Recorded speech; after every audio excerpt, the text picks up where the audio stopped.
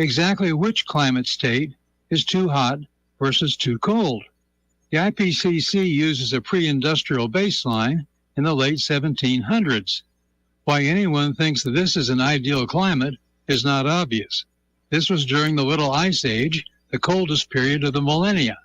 In the U.S., the states with by far the largest population growth are Florida and Texas, which are warm southern states. Property along the coast, with its vulnerability to sea level rise and hurricanes, is skyrocketing in value.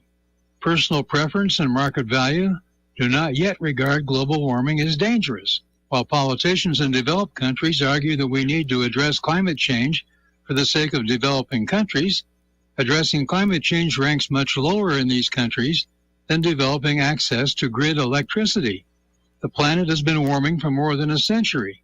So far, the world has done a decent job at adapting to this change. The yields for many crops have doubled or even quadrupled since 1960. Over the past century, deaths per million people from weather and climate catastrophes have dropped by 97%. Losses from global weather disasters as a percent of GDP have declined over the past 30 years. Thank you, Dr. Judith Curry. This is John McClory. Thanks for listening. Now more than ever, Vermonters are eager to get out and about. And Vermont's outdoor recreation businesses and organizations are here to help. They build and maintain the trails we walk and ride. They grow and sell the local food that keeps us going and make and sell the gear that keeps us strong and safe. The Vermont Community Loan Fund is here to help Vermont's outdoor rec industry with our new Trails Loan Program, supporting outdoor recreation and those who make it possible. Trails offers financing and free business resources to help Vermont's trailblazing outdoor rec community grow stronger and more sustainable, generating jobs and energizing our rural economy. The Vermont Community Loan Fund, for over 30 years, Vermont's nonprofit business lending partner. Learn more about Trails and our other business lending programs at investinvermont.org.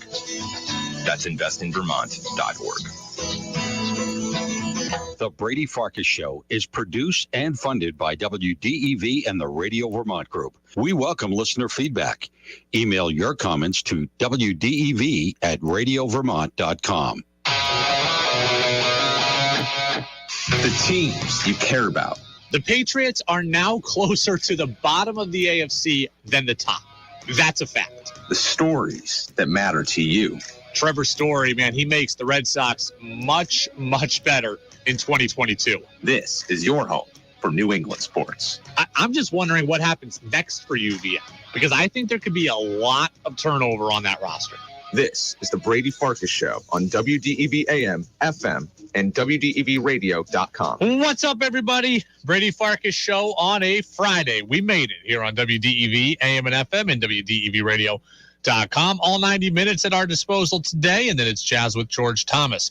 We're going to have Thunder Road, WDEV Thunder Road racing analyst Nick Mumley in studio with us in about 15 minutes to talk about this week's announcement that NASCAR star Brad Keselowski is coming to Thunder Road in July for the Governor's Cup. An interesting question raised by our guy Freddie Coleman of ESPN Radio. And yes, tomorrow is finally race day for me when it comes to the Big 5K. We'll talk about my last-minute trepidations about that as we move through the show. You can get in on the Napa Morrisville, Napa Waterbury text line, 802-585-3026. That's your locally owned Napa stores in Waterbury and Morrisville. You can also get in on the Facebook live stream, YouTube Live, and on my Twitter account at WDEV Radio Brady. Let's waste no time, everybody, and Lego. 5, 4, 3, 2, 1. And here we go. The opening thoughts of the Brady Farkas Show are brought to you by Sticks and Stuff and by Swanton Lumber, Vermont's most complete locally owned home center. Locations in Enosburg, Derby, Middlesex, St. Albans, and at Swanton Lumber. They're online at sticksandstuff.com. Question for the room. 802-585-3026. Are the New England Patriots not Super Bowl contenders for the next several years? Are the New England Patriots not Super Bowl contenders for the next several years? I asked that question because former NFL wide receiver Keyshawn Johnson said this yesterday on ESPN Radio. I don't think that they'll get to another championship under Bill Belichick anytime soon, and I don't know how much longer Bill wants to coach, but they're going to certainly be competitive. They're going to fight for the division. They're going to be in playoff races, but I just don't see them as being a Super Bowl contending team in the next several years. Are the Patriots not Super Bowl contenders, quote, for the next several years? I have to disagree. I have to disagree with Keyshawn Johnson here. I think the Patriots being a Super Bowl contender is unlikely. I think it's highly unlikely. But Keyshawn basically makes it sound impossible. It's not impossible. Now, I've been very down on the Patriots offseason. I feel generally down about them overall right now. But to say that they can't be Super Bowl contenders for several years down the road, I'm not buying that. That's not fair to say that. Even as down as I am right now, even as tough as I think the road might be, it's hard, but it's not impossible. And that is essentially what Keyshawn Johnson is saying. Jared Goff got to a Super Bowl. Jimmy Garoppolo got to a Super Bowl. Nick Foles won a Super Bowl. These guys, Mac Jones is in their class. The key that I've been telling you all along is that the Patriots need to find a way to maximize the rookie contract that Mac Jones has, and they need to give him serious help. He alone, he is not good enough to carry a team to the Super Bowl. If Keyshawn Johnson had said that, I would have agreed with him. Mac Jones is not good enough to carry a team to a Super Bowl himself. He is not Superman. But while he's on his rookie contract, he doesn't have to be Superman. The Pats just have to be willing to give him every chance to get there. It's hard to make the Super Bowl. It will be hard for the Patriots to be a Super Bowl contender, but it is not impossible. You have to pull the right strings, push the right buttons, and be willing to take chances. If you can do that, you can get there in the way that Jared Goff did, in the way that Jimmy Garoppolo did. You can have the support built up in the way the Eagles did for Nick Foles. It's going to take a lot. It's going to take things the Patriots haven't traditionally done, but it is not impossible. Spend money. Spend it wisely. Draft well. Catch a few breaks. You can do it. Mac Jones has 4 years left on his rookie contract. 4 years left. If the Patriots push the right buttons, they can be a Super Bowl contender within those next 4 years. I do believe that. Okay, in 4 years, what's going to happen? Well, Tua's not going to be on a rookie contract anymore, and therefore things get tougher for the Dolphins. Mac will still be on a rookie contract. Advantage Patriots. Russell Wilson's going to be, 37 years old in 4 years? I would take Mac Jones in the last year of his rookie contract over a 37-year-old Russell Wilson. Patrick Mahomes will then be making $1 gazillion. Life may get harder for the Chiefs. Justin Herbert will no longer be on a rookie contract with the Chargers. Maybe the Pats gain an advantage there. Joe Burrow will no longer be on a rookie contract for the Bengals. Who knows where Lamar Jackson will be? He'll be making $1 gazillion. I mean, if you look 4 years down the line, the Patriots do have that chance. That's why I'm so OCD and so anal about what they should and shouldn't be doing, because I'm trying to maximize the rookie contract. Because once you don't have the rookie contract, you're effectively screwed. Historically, you have been screwed if you don't have a Hall of Fame quarterback or a quarterback on a rookie contract. I am trying to get the Patriots to the promised land while Mac Jones is on that rookie contract. If they don't win it, well, Mac's on the rookie contract, and then they go and pay him $48 million a year or whatever, they're going to be in a dark place, I think. Like the Rams were, like the Niners think they are with Jimmy Garoppolo, like the Vikings have been with Kirk Cousins. They're going to be in that place. But if they pull the right buttons, if they are willing to take a chance, take multiple chances, then they can open up the window for themselves. It will still be hard. The AFC is that good. But Keyshawn Johnson basically calls it impossible for them to be a contender for the next several years. It's not impossible. The Rams traded for Jalen Ramsey, and they traded for Brandon Cooks. Will the Patriots take that kind of swing to help their quarterback? The Bills traded for Stephon Diggs and spent on Cole Beasley. Will the Patriots make that kind of move, those kind of moves to help Mac Jones? Can they hit in the draft and find a George Kittle type, a Deebo Samuel type, like the Niners had? I don't know. But if they can, then they're in a position where they can be contenders. As presently constructed today, they're the 11th best team in the AFC. 100% believe that and think that this team right now is an under 500 roster. But it doesn't have to be that way for the next several years. Take a chance. Sign someone big. Make the move. Make the call on DK Metcalf. Make the call for Tyler Lockett. Hit in the draft. I saw Joe Burrow and the Bengals go from picking first in the draft to the Super Bowl in 2 years.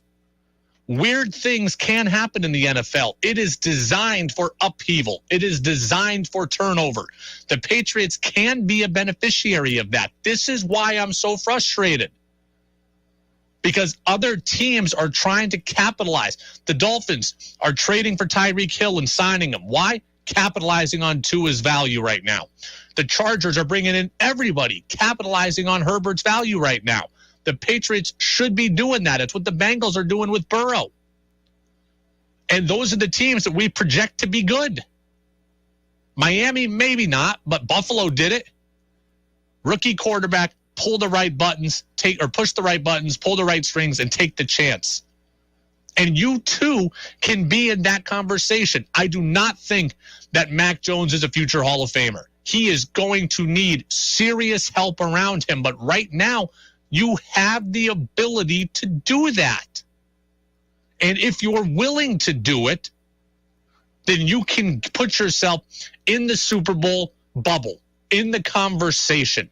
If Jared Goff can get there in what was at the time a very good NFC, then I have to think that Mac Jones, although I know he's limited, I have to think that he too has an opportunity to get there. But you have to get your Jalen Ramsey, your Brandon Cooks, your Stephon Diggs. And so far, the Pats have been unwilling to do that.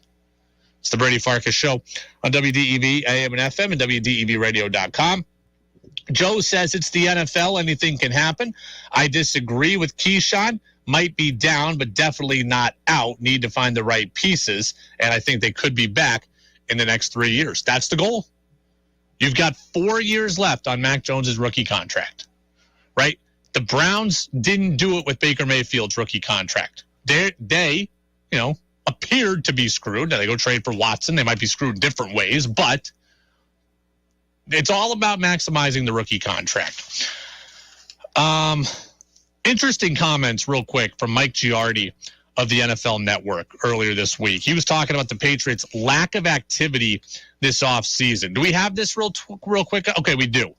But now what they want to see is some of those guys who struggled in year one in New England take the step in year two. And if they do, they believe that they'll be a very competitive football team that can contend once again.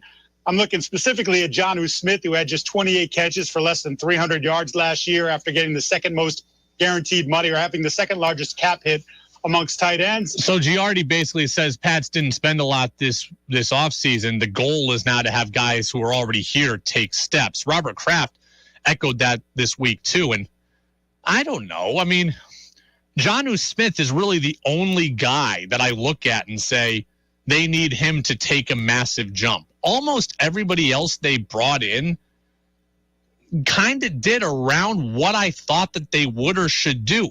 Now, Matthew Judon, you'd like to see put together a full 17 weeks instead of, 10 to 11, but he wasn't a bust.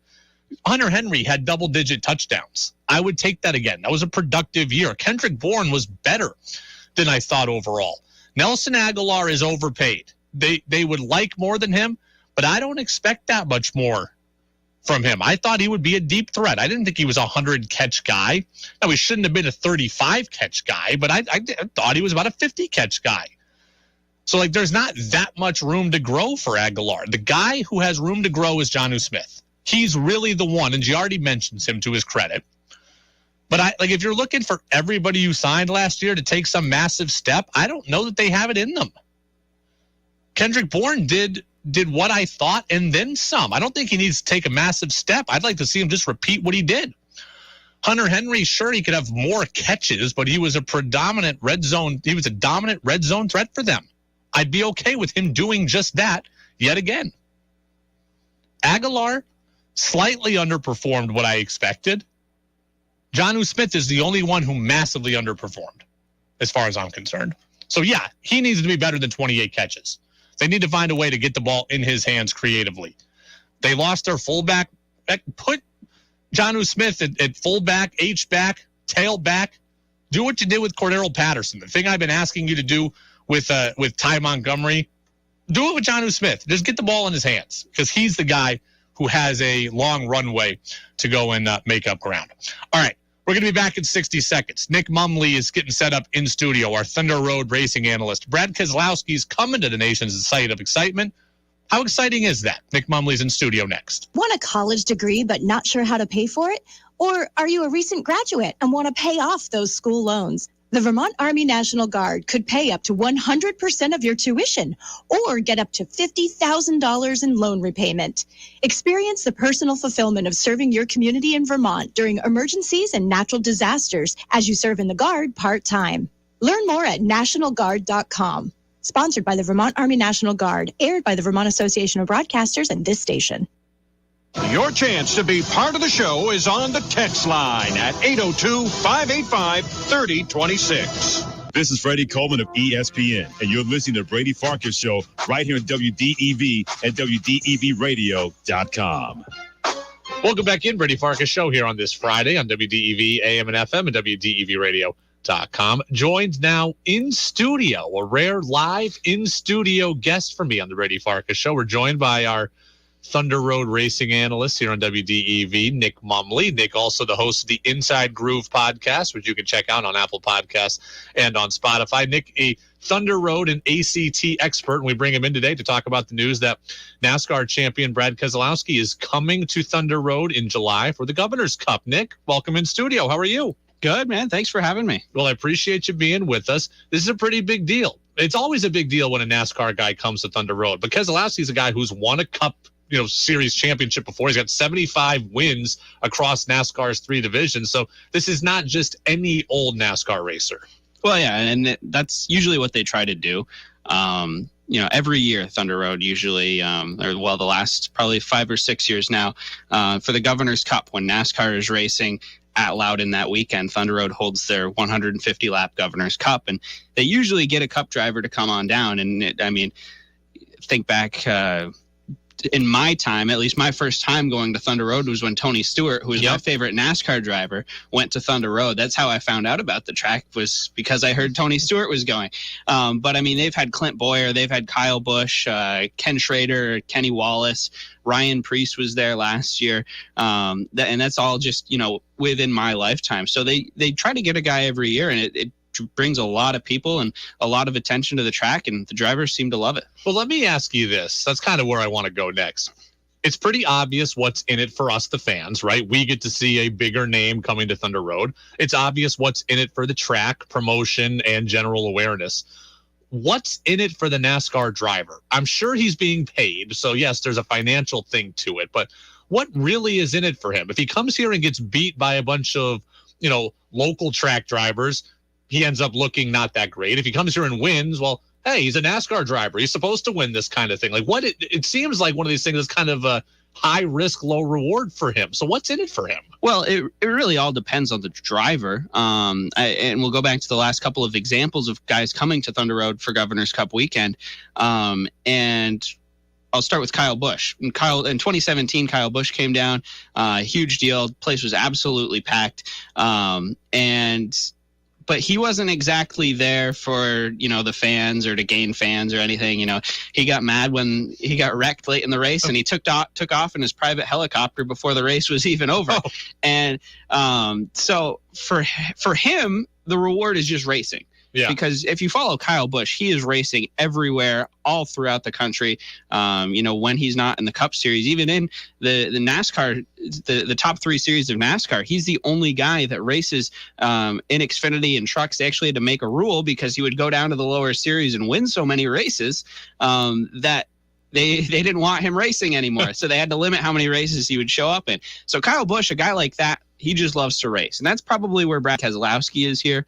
But last year with Ryan Preece was we were kind of introduced to another side of it for the drivers, because Ryan Preece is kind of an up and coming driver, doesn't exactly have the fame and the fortune of a Brad Keselowski or a Kyle Busch or a Tony Stewart. He came, brought the merch tent with him, and was just there to meet as many people as he could, make as many fans as he could, and try to kind of grow his brand and have fun while racing in the process. So that was kind of an interesting, we'd never seen that from a guy before compared to the big superstars that we've seen in the past. WDEV racing analyst at Thunder Road, Nick Mumley, with us here on the Brady Farkas Show on this Friday on WDEV AM and FM and WDEVradio.com. Nick with us in studio. These drivers are meticulous about their preparation. They're meticulous about how they do their car, about studying the course that they're going to. How tough is it logistically for a NASCAR driver to come in here, race at Thunder Road, and then immediately go out to New Hampshire, go out to Loudon a couple days later?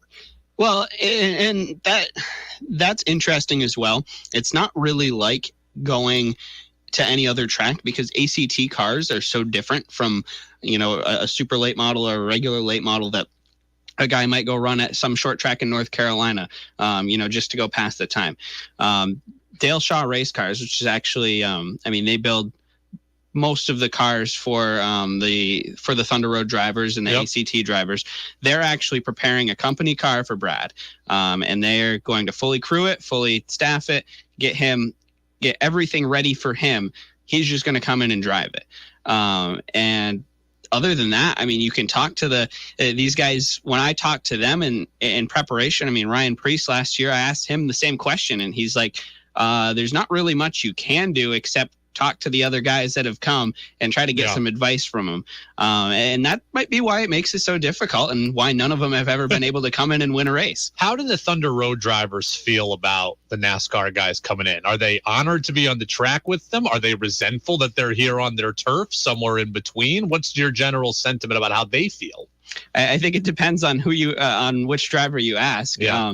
I think all of them are pretty excited to be sharing the track with a guy like Brad Keselowski or Kyle Busch, these big stars that come up, because, it's who you sit down on your couch with your family and watch on Sunday, win these big races and all the money and all the fame. But there's a lot of them that, they might feel that way, but on the track, you're another driver. They're not going to give you an inch, just like they're not going to give, Joe Schmo from Hardwick an inch either.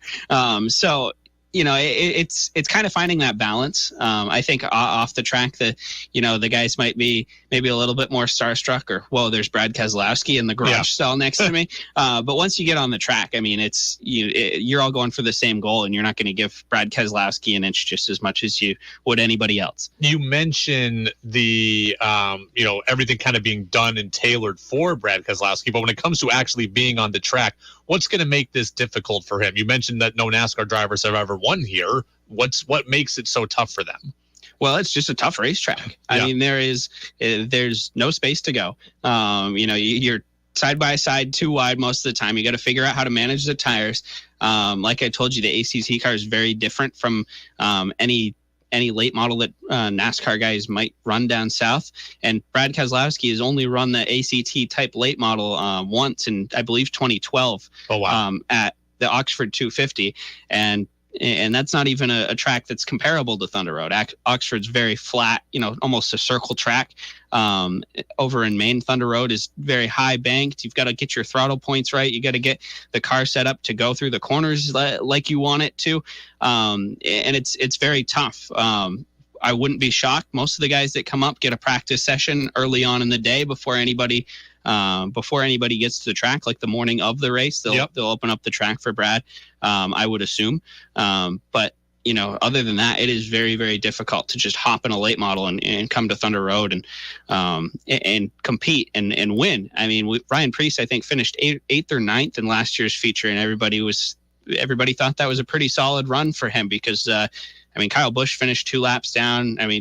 He wrecked out of the race before it ended. Tony Stewart took his private jet. Yeah, took his private helicopter out of there. Tony Stewart finished 2 laps down. Like, I was 9-year-old me was in complete shock that Tony Stewart got humiliated by all the random drivers from Vermont. But I mean, nobody's ever had the success. I mean, getting a top 10, I think Christopher Bell a couple years ago got a top 10 as well. But I mean, for these guys to come in here, get a top 10, I think that's a pretty solid night. They'd consider it. Nick Mumley with us here on the Brady Farkas Show on WDEV AM and FM and WDEVradio.com. You can hear Nick on our broadcast of Thunder Road Racing later on this summer here. And you can also find him on the Inside Groove podcast on Apple Podcasts and on Spotify. Moving back to Thunder Road just as a whole, what are your expectations for this year? Jason Corliss is not going to race the usual Thursday night schedule. It sounds like he is going to be there, but much more sporadically, in bigger money events. And I think there's someone else that's pretty big that's not coming back regularly. I was under the impression of as well. Trampas Demers, who's been racing full time in the late models since 2003, and he's finished. The saying with Trampas Demers has always been the bridesmaid, never the bride. He's finished second or third in the championship so many years, and last year was a really tough year for them. They got caught up in a lot of other people's problems and destroyed their car a couple of times last year. And it was just a tough season on Trampas mentally, and I think he was just ready to call it quits for the full-time stuff. But the big 150 lappers, I mean, I wouldn't be shocked if we saw Corliss at the Governor's Cup or Trampas there as well, when Brad Keselowski does show up. So they'll still be there, but they won't be competing for the King of the Road championship. There are going to be some new names. Do you think that, we've been following Corliss for so long now and his quest to win and win and win and win. I mean, there's got to be somebody that's going to take his place that kind of, where should I refocus my attention to? And that's what's very interesting, and something I've been thinking on a lot this offseason is over the last decade and a half, it's kind of gone in waves, right? You had Nick Sweet in the early 2010s come in and win a bunch of championships, very similar to the run Corliss is just coming off of. And then you have Derek O'Donnell, who came in as a rookie, won 3 straight championships his rookie season, second season, third season, and then he went to work down south on a NASCAR team. And then here comes Jason Corliss, and Corliss has his string of dominance. So the question this year is there a person out there, is there a driver out there that can come in and repeat what Nick Sweet and Derek O'Donnell and Jason Corliss have done over the last 10, 12 years? I don't necessarily see one this year. But I don't think anybody saw Jason Corliss coming at the rate he did as well. He came onto the scene very quickly. So there's a number of guys. Brandon Lanfear had a really solid rookie season for Richard Green Racing. They won they've won 2 championships with Scott Dragon in the last 5 or 6 years. And he came in as a rookie to drive that car last year. They built a brand new Dale Shaw car this year. So it's going to be a very quick car. And Brandon's going to grow as a race car driver. He's kind of my dark horse pick to be up there. Chris Pelkey had a very solid season last year, finished second in points. Kyle Pembroke had a new Dale Shaw car last year as well, and saw tremendous growth and won a couple of races. He's been quick. Marcel Gravel's got a new car as well. Everybody's getting new cars this offseason if you can't figure out the trend. But Marcel Gravel's got a brand new car, and he's kind of been knocking on the door the last couple of years as well. So there's a lot of guys that are kind of grouped. I think there's 5, 6, or 7 guys that I can realistically see winning this championship. Inside Groove Podcasts covers Thunder Road and ACT, Apple Podcasts, and Spotify. You've announced a new podcast is coming through the Inside Groove. What is that? Yeah, so Behind the Visor, that we just announced on Thursday, something we've been kind of working on for a few months. And it's it's going to be me and 4 other Thunder Road drivers. So we're going to have Marcel Gravel, Matt Smith, who drive late models, Cam Willett drives a Flying Tiger, and then Taylor Hoare is the daughter of 8-time ACT champ Brian Hoare, and she had her rookie season in the street stocks last year. She will be the 4th member on our panel, and I'll kind of be the host or moderator of that. And I'm just going to let them go and kind of talk. It's going to be every other week. We're just going to talk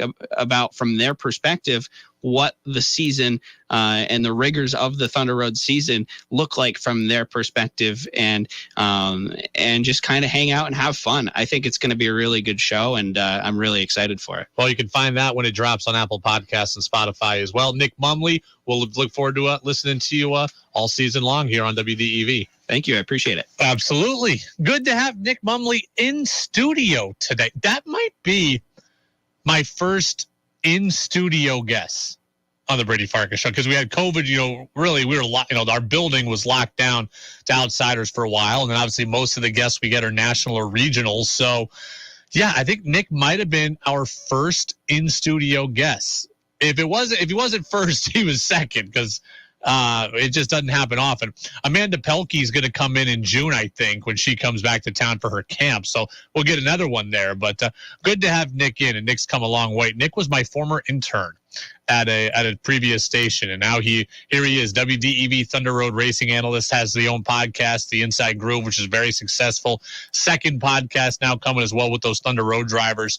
I'm looking forward to hearing that as well. Hard to believe we're only like 4 weeks away from Thunder Road opening up here and getting some action out there on the track, and Brad Keselowski is going to be there middle of July for the Governor's Cup 150. So appreciate Nick Mumley being with us in studio. Steve asked me if I have any questions for Nick on Cody Blake, or any insight on Cody Blake. I'll have to work on that here as Nick kind of mills around the hallway. Maybe I'll get him in the commercial break. So appreciate you guys texting in, 802-585-3026. When we come back, first we'll get the national news update from CBS News. Then we'll come back at it, and we'll talk about my 5K. That's coming up tomorrow, and I'm pretty nervous. I'll tell you, I was hanging out at the American Legion yesterday in Waterbury, having a blast with the crew. I think they recognize my fear. We'll talk about it. It's coming up tomorrow. The races. It's coming up soon here on the other side of the national news update right here on DEV. 96.1 WDEV FM Warren, 96.5 W243 AT Barrie, 98.3 W252 CU Montpelier, AM 550 WDEV Waterbury.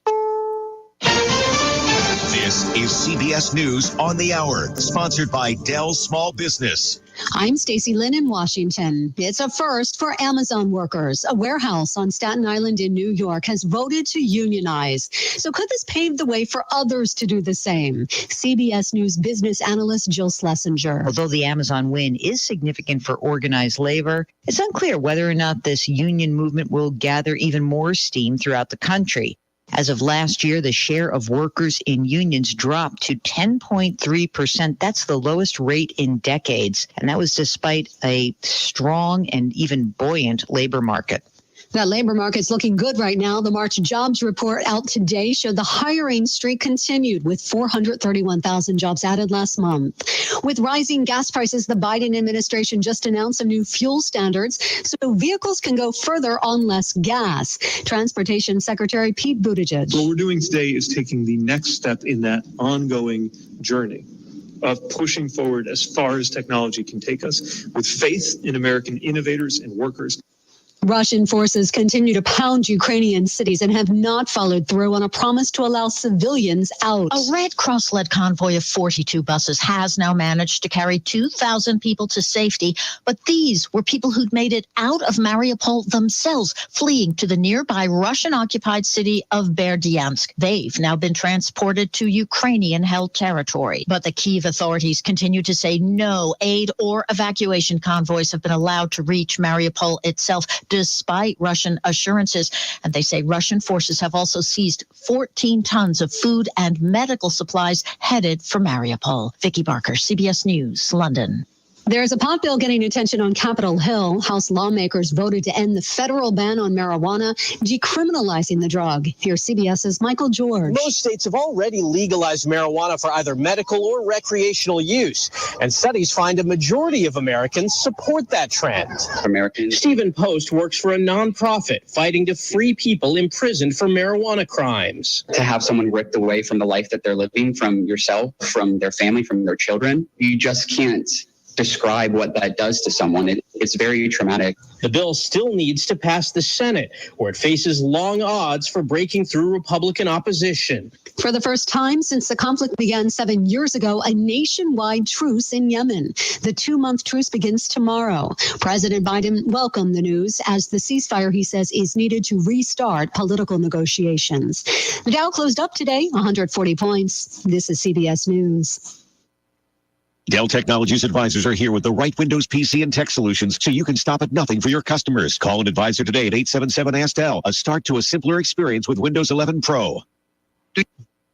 Rick the Kid here from Lamoille Valley Ford. With gas prices on the rise, you need to listen to this special announcement. Tell them, Dan. Folks, the Car, Truck, and SUV Challenge is back and better than ever at Lamoille Valley Ford. This year, I'll challenge my 3 teams to sell and order over 700 vehicles by the end of April, and here's how we're going to do it. With the purchase, lease, or order of any new or pre-owned vehicle at Lamoille Valley Ford, you'll leave with a $500 fuel card today. You heard that right. Even if you have to wait for your ordered new Ford, you'll get a $500 fuel card. You can choose between a home heating fuel card or a gas card to be used at the pump. Plus, I want you to know that as one of New England's largest Ford dealers, we are prioritizing all of our special orders to get you your new Ford as fast as possible. And in the meantime, $500 of your fuel cost is on Lamoille Valley Ford. That's huge. Thanks, Dan. If you don't want to wait, you'll find the largest selection of new and certified pre-owned Fords in the state, and all of them include a $500 fuel card. So drive Route 14, 15, or 16 to Hardwick, and the Car, Truck, and SUV Challenge happening now. And remember, at Lamoille Valley Ford, we know price matters. The future depends on teachers. Every day, teachers are shaping our tomorrows, starting their students on journeys that will change the course of history.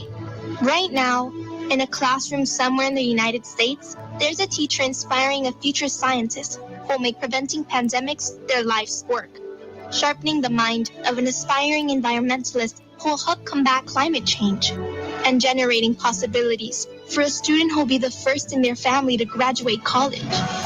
It all starts with teachers who meet challenges with creativity, who reinvent education for the future, who work towards a school system that lifts up every child, regardless of race, income, or zip code, and to enable the full potential of our students, our communities, and our country.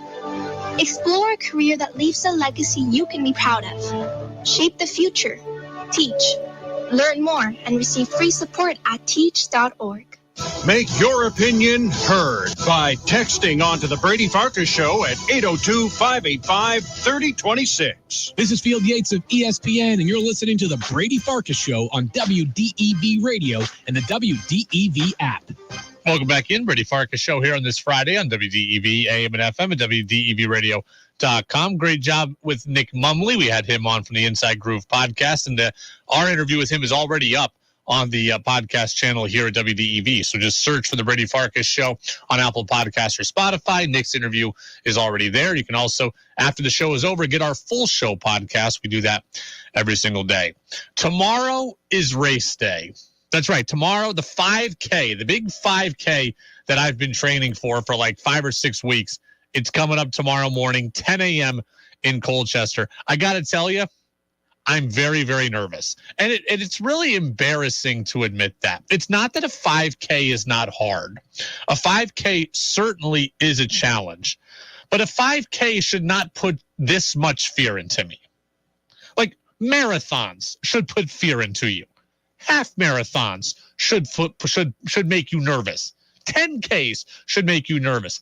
5Ks to me feel like it's not that they're not difficult. They are. But it shouldn't strike me as nervous as I am. And as we get closer and closer to tomorrow morning at 10 a.m., I am nervous. I was hanging out at the American Legion last night in Waterbury. I really do get dinner there every single Thursday. So I was hanging out at the American Legion there in Waterbury after the show, like 8 o'clock at night. And I'm shooting the blank at Post 59 with my guys Steve and Rick. And we're talking about the race and how legitimately concerned I actually am. first and foremost, kind of know the logistics about this. The 5K is for a great cause, okay? It's for the Josh Pilata Fund. It's in Colchester. It's there to help. The fund and the foundation are there to help end veteran suicide. So Josh's mom runs the event and runs the foundation and set up what's called Josh's House, which is kind of a veterans rec center. And she's been on Vermont Viewpoint with Rick Singari. So I've done some events or been to events for the foundation, and I'm really passionate about the people involved in the foundation and the cause. So I'm passionate about why I'm running in this race. And I guess I need to remember that that's why I'm doing this. Because my competitive side, my athletic side is coming out, and I'm already fearing in disappointment and embarrassment on that front. I just need to remember, I think, why I'm doing it, because that ultimately is what matters. My number one goal, as I've been saying throughout, my number one goal is to finish without stopping, to finish the race without stopping. My number two goal is to finish the race in 30 minutes or less. I think both are going to be difficult, and as tomorrow comes, I'm getting more nervous and more frustrated.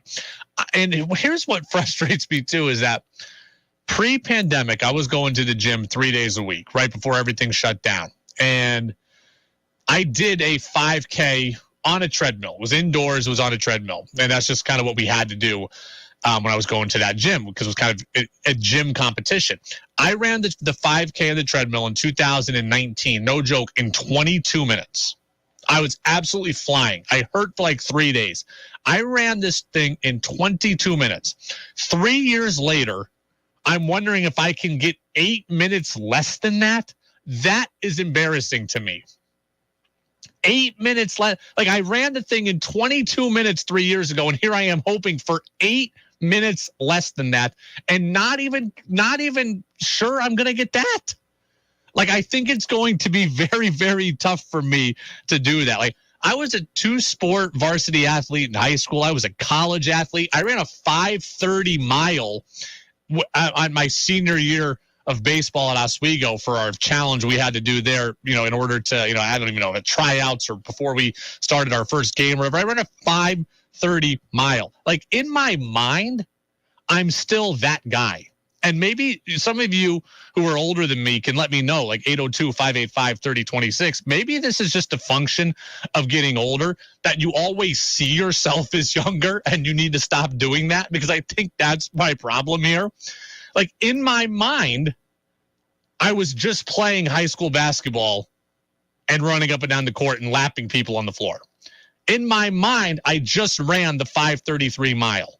That was a decade ago. Maybe I need to stop seeing myself as that guy and start seeing myself as the 32-year-old who now has, gone through the pandemic and couldn't go to the gym 3 days a week and has had a struggle getting back into it and can't say no to Taco Bell. Maybe that's who I should be seeing myself as, because if I just realized I was a 32-year-old has-been, I'd probably have a lot lower expectations.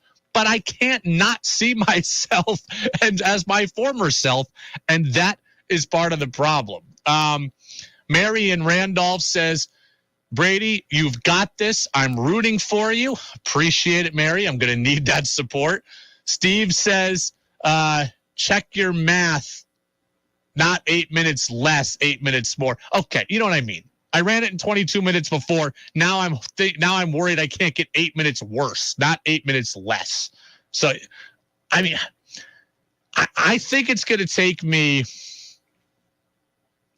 I do think that I can keep up about a 10-minute mile pace, which would get me to the 30 minutes, but I'm not sure I could do that without having to stop. The thing that now, I was all excited about the weather. I thought the weather was going to be really good for this. Roger in the 4 o'clock hour on the afternoon news service scared me half to death. Like, I was thinking it was going to be 50, sunny, not a lot of wind. I was like, okay, it's going to be comfortable. He's like, no, it's going to be upper 30s with a breeze. I'm like, that's not conducive to me trying to hit this goal. The last thing I need is the wind at my face and my lungs feeling heavy by minute 5. That is the last thing that I need. I do believe there's no hills. That is good. Through 40th and Allen and Colchester. Nice and flat. I'm also worried, get this one, I am worried about my footwear. This is my biggest logistical concern outside of just not being in good enough shape.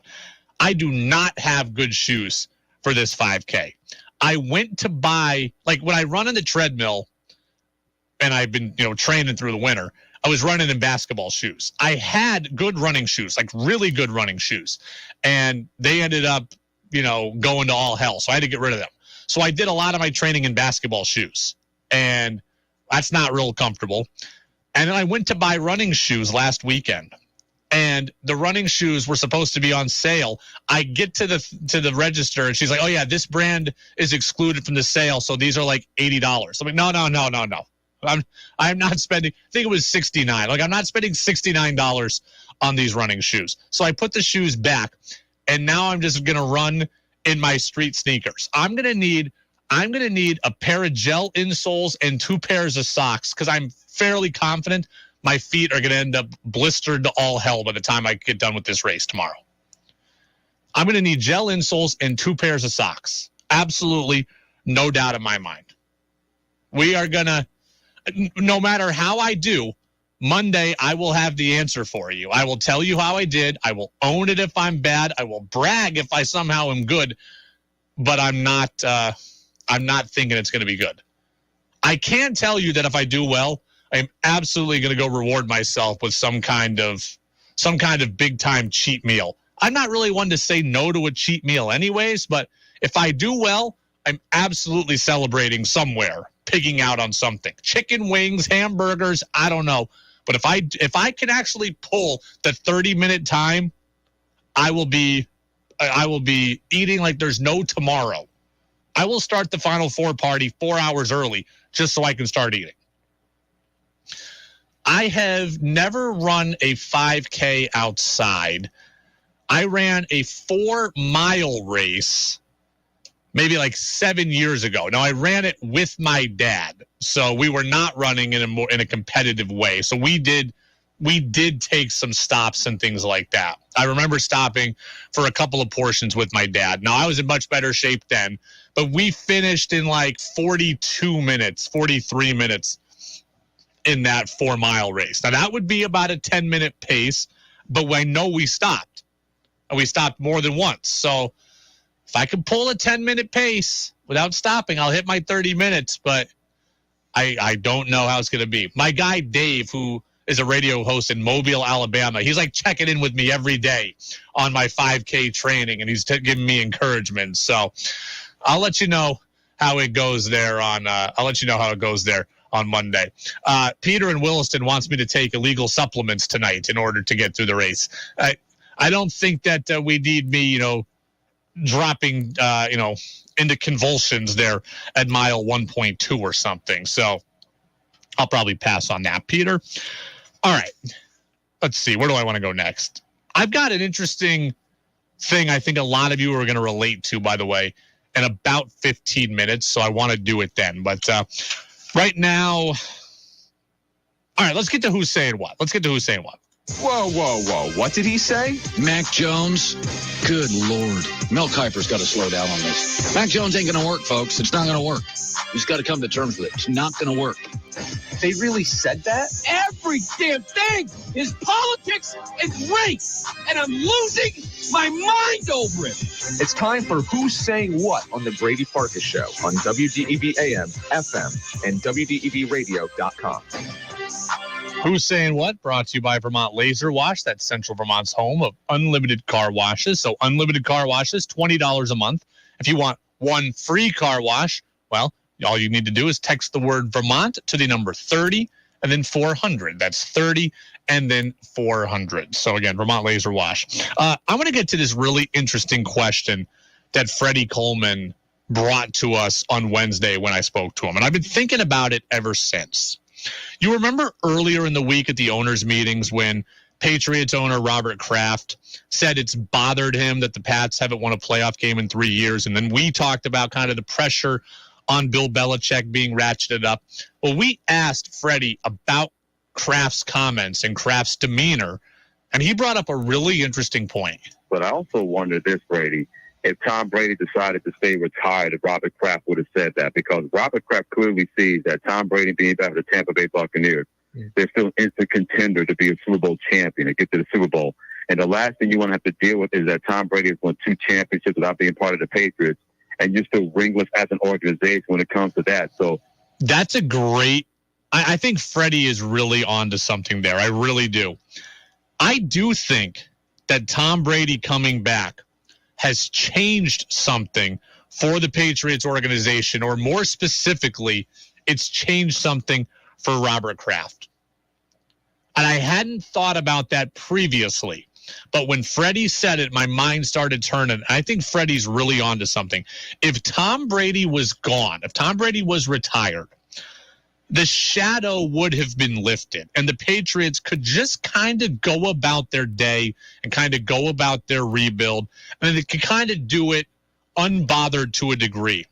I don't think that Robert Kraft would be accepting of bad play or even mediocrity in any situation, but Tom Brady being here has turned the urgency meter all the way up to 10. If Tom Brady wasn't back, I don't think the urgency meter would be that high, but with Brady back, it's back in a big way.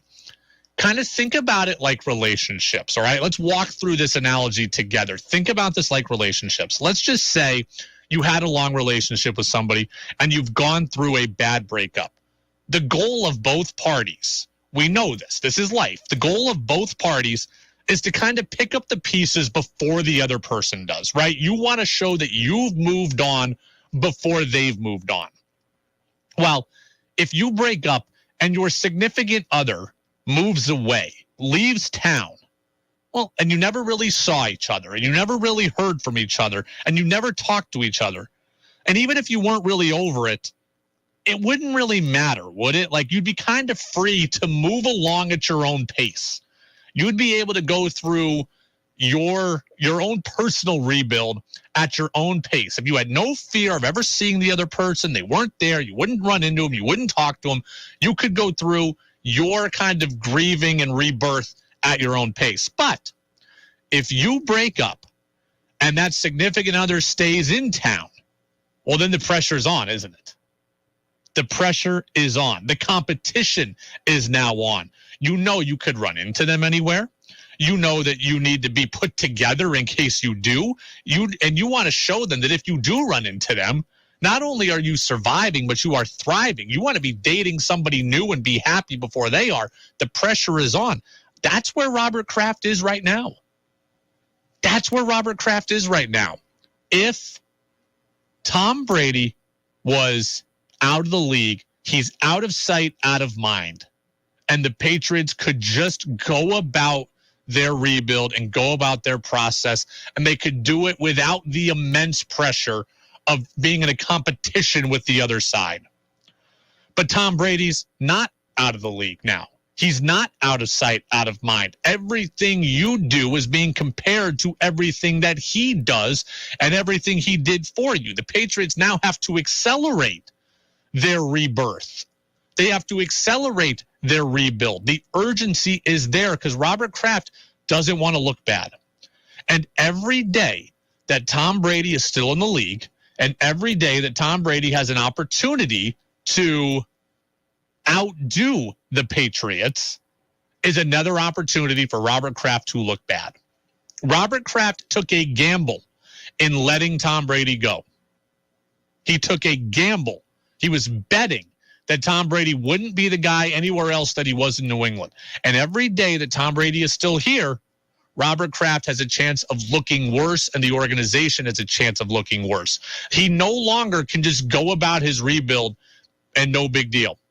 Now it's like, okay, this guy's still here. We've got to figure it out, and we got to figure it out quick. I think Freddie is absolutely right. I think he's on to something. And by the way, I like my dating analogy because we can all relate. Well, I can't relate to it. It's never happened to me, really. But, like, we can picture that, right? If you break up and your significant other moves away, you're free to you're free to sit in the corner and mope all day if you want to, right? And let it take you 6 months to get past it. But if you break up and your significant other is in town, you're like, okay, it's on. I need to be ready in a week here, and I need to be out, and I need to be with it, and I need to look like I'm okay with this. That's where Robert Kraft is right now. That's where Robert Kraft is. Peter in Williston on the Napa-Morrisville, Napa-Waterbury text line says, Brady, does Kraft regret not firing Belichick in favor of keeping Tom Brady in New England now that, for all intents and purposes, he got Arians removed in Tampa? I don't think so. What I do think is interesting is that I wonder deep down if Robert Kraft regrets keeping, like he regrets choosing Belichick over Brady. Like, does he regret that? I got to say, I think the Patriots made the right choice at the time. I do. Because look at the scenario. We'd never seen a quarterback play, and Brady was like 42 when he left the Pats. We'd never seen a quarterback play well 43, 44, 45. We'd never seen that. So the coach in our mind was going to be good longer than the quarterback. And the 2019 Patriots ended on a really bad note. Their second half of the season, like they started like 9-0, right? And ended like 11-5. Like they went like 4-5 down the stretch when you include the playoffs. They got beat by Tennessee. And Brady didn't look good. And remember, the Patriots didn't have a lot of money available in 2020. So if Brady was here in 2020, he was going to be thrown to Damiere Byrd and a younger Jacoby Myers and N'Keal Harry. He wasn't going to have Mike Evans and Gronk and these guys that made him look good in Tampa. I mean, so the piece, if Brady stayed in New England, he would not have been as good as he was in Tampa, as he's been in Tampa, because the team in New England wouldn't have been as good. Like the team that Cam Newton was throwing to, Tom Brady ain't taking that team to the playoffs at 43 years old or taking him to the Super Bowl at 43. So I do wonder, if he ever thinks about what if I had kept Brady. But if he had kept Brady, I think it would have been the wrong move. We've never seen a quarterback do what Brady's done. So I think you were smart to walk away from a football standpoint. Now, I would have kept Brady. I would have strong-armed Belichick and kept Brady no matter what out of legacy. But I manage with my heart and not my head. My head tells me the Patriots made the right move. Brady would have been too old. Belichick would have been greater, longer. Therefore, he was the guy that was more important from a competitive standpoint long-term. And then, the team around him would not have been that good. It's the Brady Farkas Show on WDEV, AM and FM, and WDEVradio.com. The show brought to you in part by Pro Driver Training. That's Pro Driver Training online at ProDriverCDL.com. It is Vermont's premier truck driver training school. By the way, facilities in Enosburg and Milton. They can help you with your Class A CDL, your Class B CDL, and passenger and advanced skills training as well. On the other side of the commercial break, something that I don't know that any of you are going to directly care about, but I believe that most of you can relate to. I want to explain what I'm talking about. That's next on the Brady Farkas Show on WDEV. WDEV at 90 is underwritten by Northfield Savings Bank. They're the bank of you and everything you do at nsbvt.com. Member FDIC, equal housing lender. Celebrating 90 years. WDEV. As Vermonters, we know that so much depends on the weather.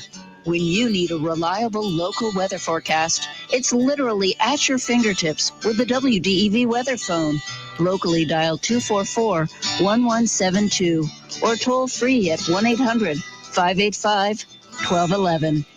Roger Hill's weather forecast is just a phone call away on the WDEV weather phone, 244-1172 or 1-800-585-1211. Folks, Dan and Pat Keene here at Lamoille Valley Chevy. With gas prices on the rise, you need to listen to this special announcement. Tell them, Pat, the car, truck, and SUV challenge is back and better than ever. This year, we have challenged our teams to sell and order over 700 vehicles by the end of April, and here's how we plan to get there. With the purchase, lease, or order of any new or pre-owned vehicle at Lamoille Valley Chevy, you'll leave with a $500 fuel card today. You heard that right. Even if you have to wait for your ordered new Chevrolet, you get a $500 fuel card today. You can choose between a home heating fuel card or a gas card to be used at the pump. Plus, I want you to know that as the largest Chevy truck dealer in Vermont, we are prioritizing all of our special orders to get you your new Chevy as fast as possible. In the meantime, $500 of your fuel cost is on Memorial Valley Chevy. Now, that's huge. Thanks, Pat. And folks, one more thing we want you to know is that you'll find one of the best selections of new and certified pre-owned Chevys in the state at Memorial Valley Chevy, and all of them include a $500 fuel card. So drive just past Stowe and Morrisville to the beautiful town of Hot Park, Vermont, in the Car, Truck, and SUV Challenge happening right now at Memorial Valley Chevy. This tax filing season could be one for the record books. There are thousands of dollars worth of new tax credits on the table, and Jackson Hewitt will help make sure you get every one you deserve. Tax credits for being a parent, taking care of a parent, taking classes, and so much more. Don't leave thousands on the table. Jackson Hewitt will make sure you get credit for all you do and get your biggest refund guaranteed. Learn more and find your nearest location at jacksonhewitt.com. Sure, we have 30 seconds to tell you that drivers who switch to Progressive could save big. But then what? Well, there is a nice piece of stock music playing behind me that a talented composer worked really hard on. So let's enjoy it.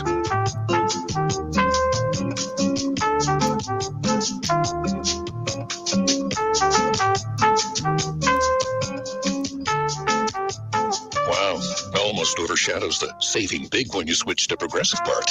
Progressive Casualty Insurance Company and Affiliates. I'm Danny Schaefer, lifestyle content creator. My little brother was just 33 when we lost him. If you know someone taking opioids, have a safety plan and talk about it. Be prepared. Learn how at reversedsilence.org. Do you want to learn more about the free market perspective on important public policy issues affecting you, your work, and your community? I'm Bill Sayre, and I hope you'll do so by joining me in conversation with Vermont opinion leaders as we discuss how best to make Vermont an ever better and more affordable place to live and work. Common Sense Radio with Bill Sayre, weekdays 11 till noon. Want Brady to hear your opinion on the sports stories of the day? Text in at 802-585-3026. Now it's back to the Brady Farkas Show on WDEV AM, FM, and WDEVradio.com.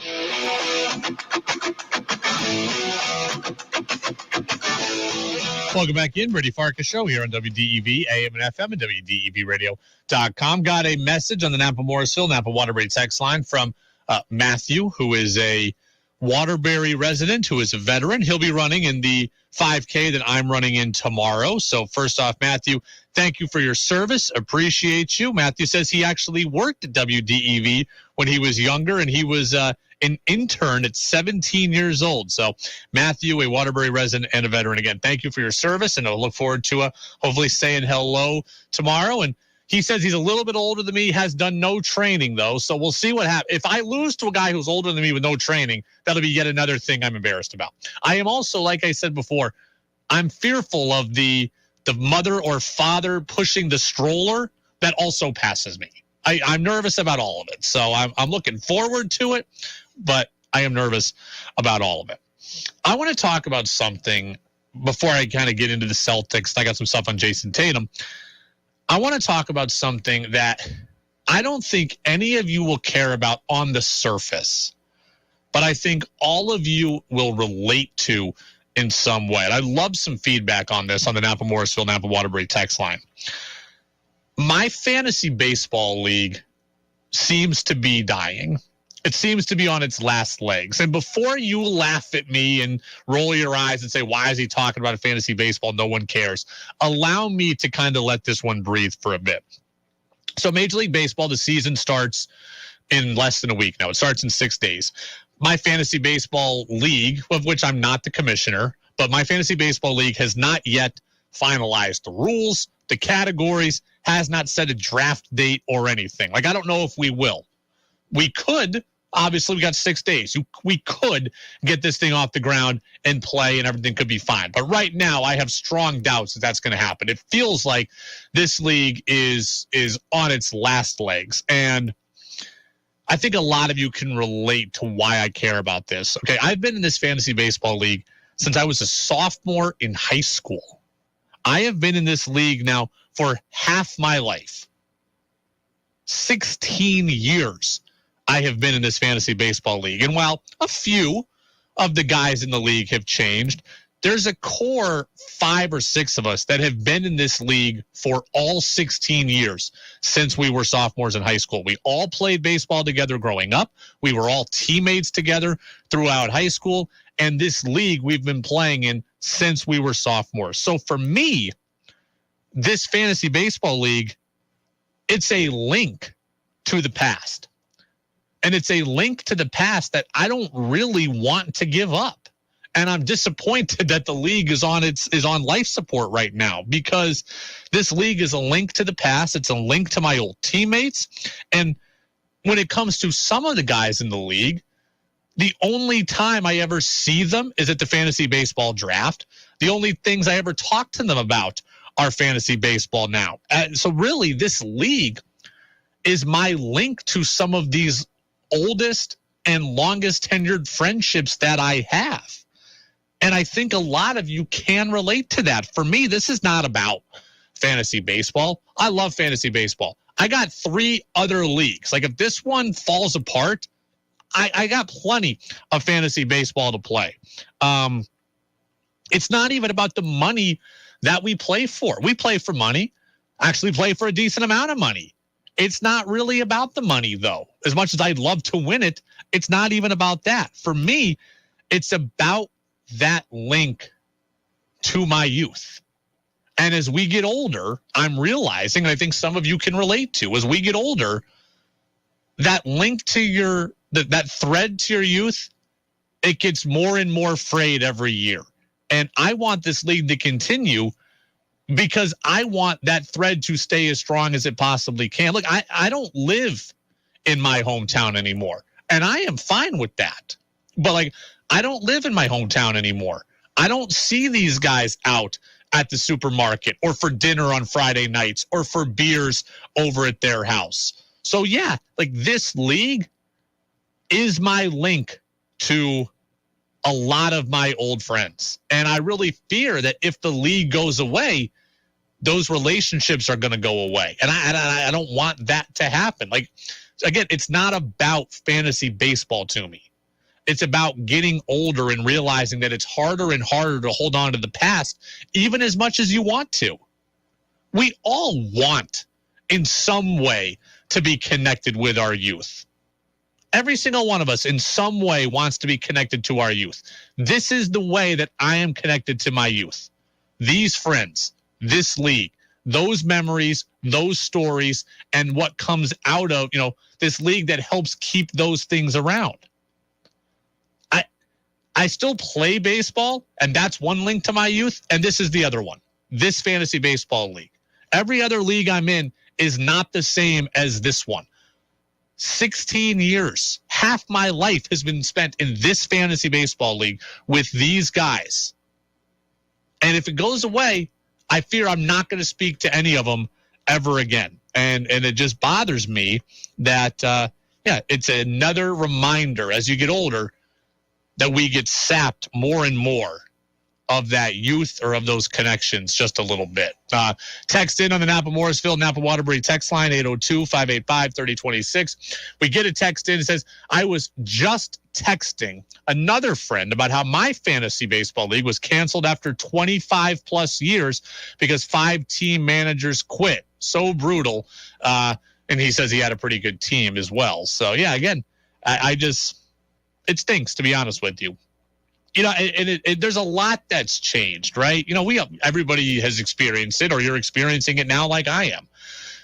It used to be that I'd go home, we'd go home, at Thanksgiving or something, or Christmas, and everybody would go home, right? Everybody would go back to the hometown. We'd go to the towny bar on Friday night, and we'd all shoot the blank like we used to. And now every year, people just don't go home anymore, right? One guy lives in this place, and he's got kids, and he can't go. And one guy lives in that place, and it's too far, and he can't go. And I live out here, and sometimes I can't go. And then the guys that are home, they've got kids, and they can't get out of the house. And it's all understandable. It's all part of growing up.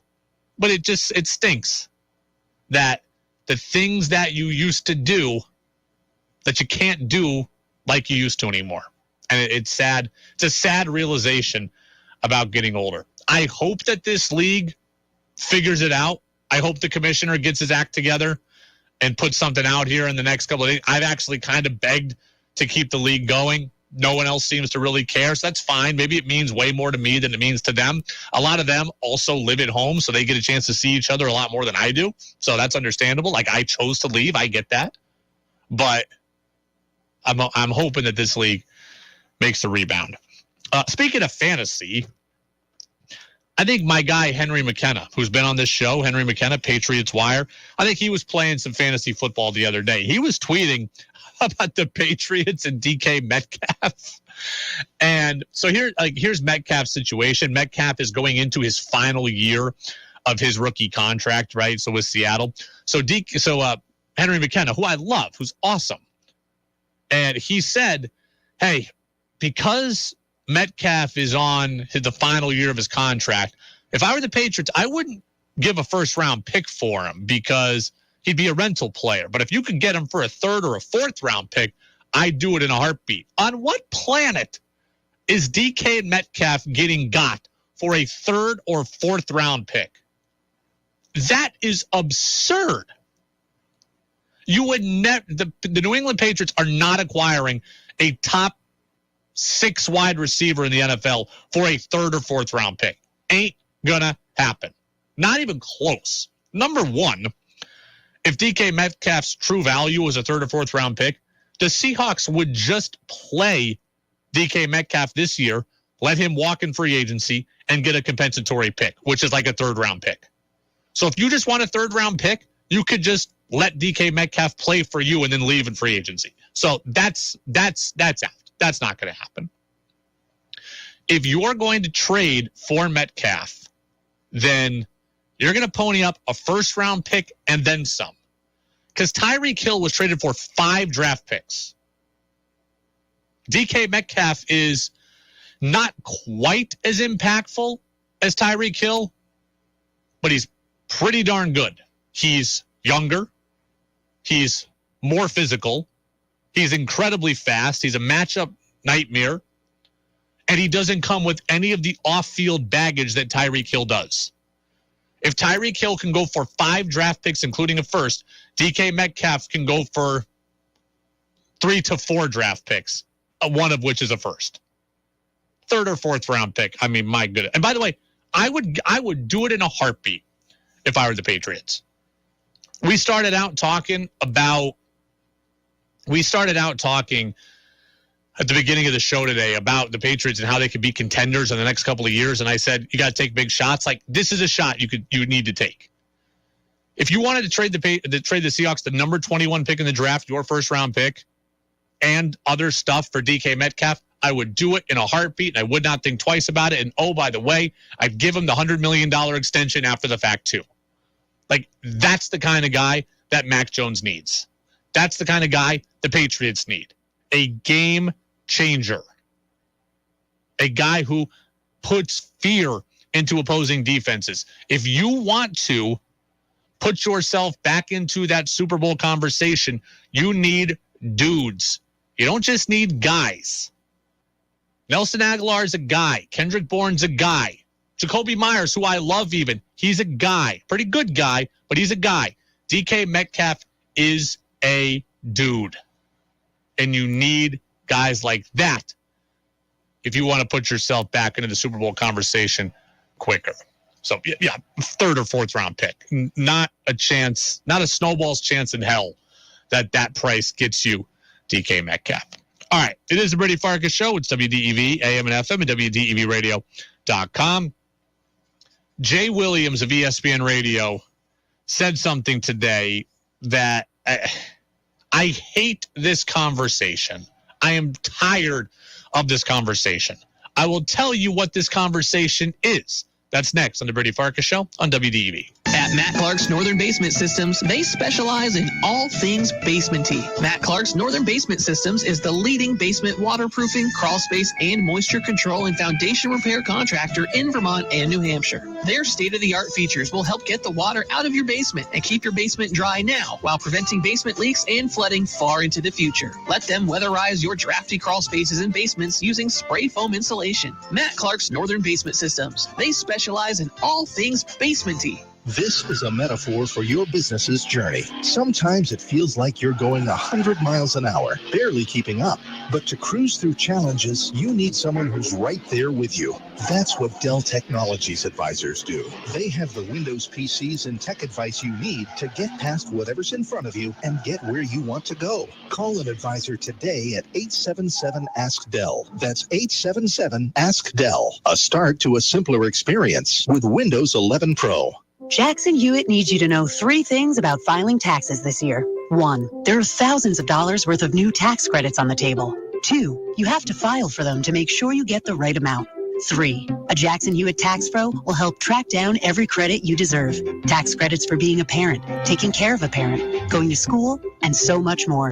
You don't want to miss out on thousands. Jackson Hewitt knows that. Discover thousands in tax credits and get your biggest refund guaranteed. Learn more at jacksonhewitt.com. The most amazing creation in human history is back. It has a one-lunger.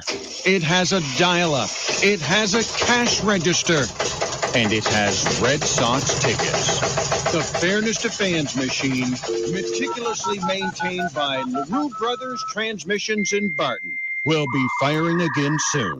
Send your entries to WDEV at radiovermont.com and put Fairness to Fans in the tagline.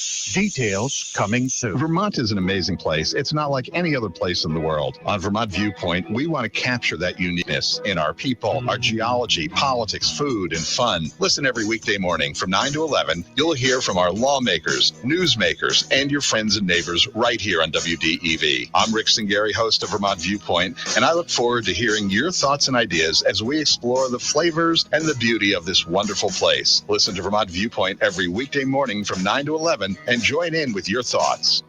The Brady Farkas Show now has an interactive text line, so reach out now at 802-585-3026. Now it's back to the Brady Farkas Show on WDEV AM, FM, and WDEVradio.com.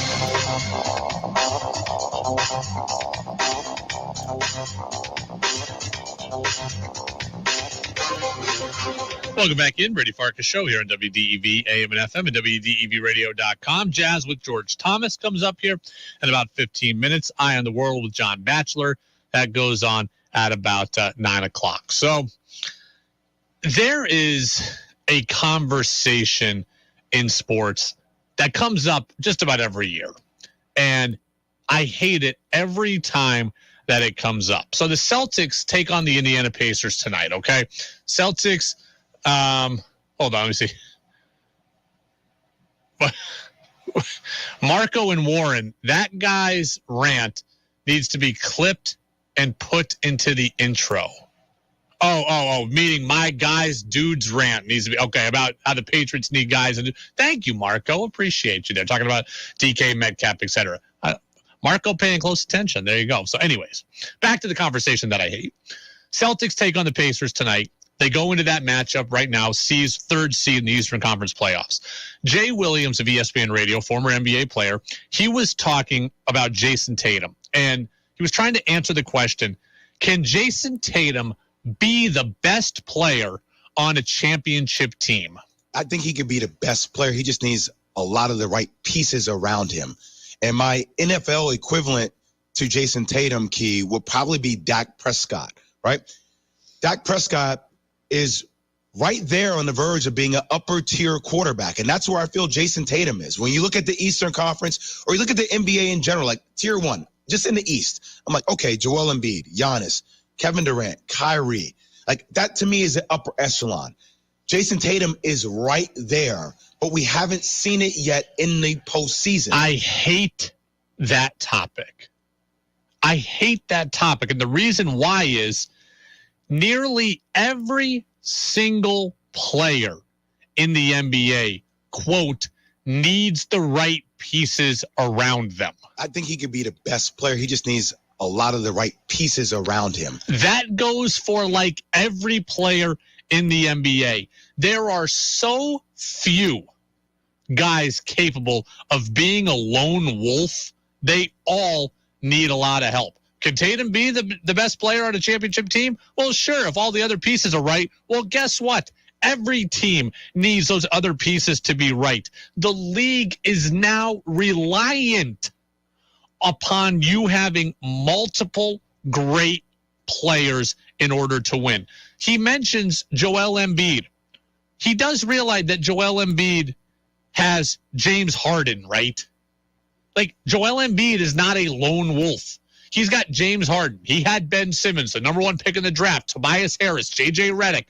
A lot of highly compensated and highly regarded players around him. So Joel Embiid ain't doing it alone. Jason Tatum shouldn't be docked because he needs help. They all need help. LeBron James needed Kyrie Irving, needed Kevin Love, needed Anthony Davis, wanted Russell Westbrook. The Warriors, without Steph Curry, one guy missing, they're not the same. Steph needs Draymond Green, needs Klay Thompson. Kevin Durant needed those guys, needs Kyrie Irving. Without Kyrie, Durant's not leading the Nets to a championship. Heck, he might not lead the Nets to a championship with Kyrie. If you want to say who's a lone wolf in the NBA, Giannis is probably the closest. I mean, he doesn't have like Kyrie level help, Harden level help. Chris Middleton's an all-star. But like Giannis is maybe the only one that's truly doing like close to lone wolf stuff. Everybody needs help. Everybody needs a lot of help. So Tatum needs all the right pieces around him. They all do. Every single guy, every player in the league needs a bunch of help around them. That is why they team up together. That is why they want big threes. Who's the next big three going to be? Because they all need help. They need multiple stars on every team. So don't dock Tatum because he needs help when everybody else needs help too. The Grizzlies are second in the Western Conference, and Ja Morant is great. I think I saw a stat like the Grizzlies are like 14-1 when Ja Morant doesn't play. Like, they got a lot of guys around Ja Morant that are pretty good. Maybe Luka is a little bit, in the Giannis camp of kind of doing it alone. Like, Luka, he carries the Dallas Mavericks. There are still good players on the Mavericks, but Luka is clearly the guy. I mean, Tim Hardaway, yeah, I guess I'd put Luka in the Giannis camp. They're about it. They're the lone wolves, and I don't even know that they can win a championship. So, Giannis might be able to. Speaking of Giannis, he had 44 last night. That was a great game. The Bucks beat the Nets 120-119. Chris Middleton getting thrown out of that game in the fourth quarter was just a horrific call. I mean, they gave him a flagrant 2 when I didn't even think it should have been a flagrant 1. It was just a joke to me. We used to say growing up, right? Like, don't give up a free layup. Like, you got to commit a hard foul to not let a guy get a shot off. So Middleton kind of makes a play on the ball, clubs Bruce Brown's arm. Brown goes down. They give him a flagrant 2. Like, Middleton did what you're taught. Don't let the guy get the shot off. Just an incredibly soft play there in the NBA. But nonetheless, Giannis had 44, and he became the Bucks' all-time leading scorer in the process, passing Kareem Abdul-Jabbar. Did not know about it, but it's good. It's good because I'm changing the narrative. I don't want to be the guy only that dunks and runs. I can, make a 3. But I want myself to stay humble. I feel like the more humble I get and the more hungry I stay, the more things I can accomplish. Giannis is just so likable. Giannis is incredibly likable. And he just might be the most likable guy, certainly the most likable star in the NBA. He's humble. He's personable. He's funny. He's excellent. He just has it. And if Zion ever could play, he has it too. They're just kind of effervescent in their personality. You know, Giannis has been in the league for 9 years now. He's been a star for 4 or 5 years already. Like, he's had time to be famous and be jaded and get more closed off, and it just hasn't happened. I love watching Giannis play, and I love Giannis's attitude. He is easy to root for. And look, the league, every league needs villains, right? Kevin Durant is a good villain. He's a guy who's easy to root against. LeBron is a villain to a lot of people. Kyrie is a villain to a lot of people. The league needs villains. It needs animosity. It needs conflict. That keeps it spicy. That keeps it interesting. But at the same time, you can't only have villains. You need good dudes too, and Giannis is at the top of that list. He is maybe the easiest guy in the NBA to root for. He stayed in Milwaukee when everybody said he needed to go to a bigger market. He won a title when everybody thought that he couldn't. He's a great story of coming from nothing, living in Greece to winning a championship. And he really is right. Giannis is changing the narrative about himself. Even last year in the playoffs, I said, and I'm not the only one, but I said it, I said Giannis was a great athlete and not necessarily a great player. He is changing that narrative. He says, I want to be known as more than the guy who dunks and the guy who runs. He is doing that. That step back three he hit last night against Brooklyn was incredible. I believe that it tied it at 117. He went 15 of 19 at the foul line last night. Remember, last year, the Bucks couldn't even have him on the floor at the end of games because he was so poor of a free throw shooter. This year, he's 72% at the line. His three-point percentage is largely the same as it's been, so it's still a work in progress. But I feel a lot better about his shooting ability than I ever have before.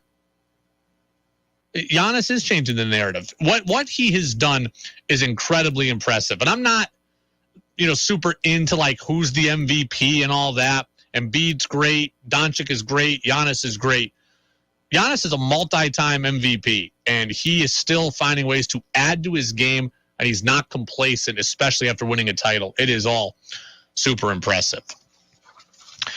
Final Four this weekend, both men and women. I am excited to watch both sets of Final Fours. I'm going to go home tonight and watch, we got South Carolina and Louisville on the women's side at 7 in about 6 minutes from now. But at 9:30, UConn and Stanford. I'm really excited to watch that game. Stanford is a number 1 seed. Russell Wilson's sister is on that team. And for UConn, they've got a Vermonter on staff, Morgan Valley, the Rice Memorial product. She played college basketball at UConn. She's been a longtime Division I coach. She was most recently the Hartford University head coach. She's on staff at UConn now after leaving Hartford. So I got a rooting interest now. I'm rooting for UConn. And UConn, for once, is the underdog. They're the only non-number 1 seed in this Final Four. And they haven't won a title in like 8 years. So I'm into the women's games tonight. And then tomorrow, the main event on the men's slate, Villanova, Kansas, and Duke, North Carolina. I think it's going to be a great weekend of sports. It's going to be a great weekend of basketball. I'm going to watch the Celtics tonight against the Pacers. And by the time we come in here on Monday, we're going to be 4 days away from opening day. This is a great time. I love it. I love it. Red Sox lost today against the Rays in spring training. Rich Hill gave up 9 runs in 4 innings. That's not so. 11 hits, 9 runs. That's not so good. So hopefully he's got things fixed by his first start of the year. So, Monday, by the way, we are going to have Red Sox baseball on the air. So spring training action for the Sox as they take on the Twins again. So Sox Twins on Monday. We'll react to it all when we come in here on Monday afternoon. Brady Farkas Show will be back at it on Monday at 5:30. Jazz with George Thomas is coming up next. Have a great weekend, everybody. I'll tell you how I ran on Monday We'll see you then, everybody. It's WDEV AM and FM. Got chronic joint pain? Not having success with steroids, but trying to avoid surgery? Well, thankfully, there's a better way, and it's now available. Hear from the medical professionals at QC Kinetics.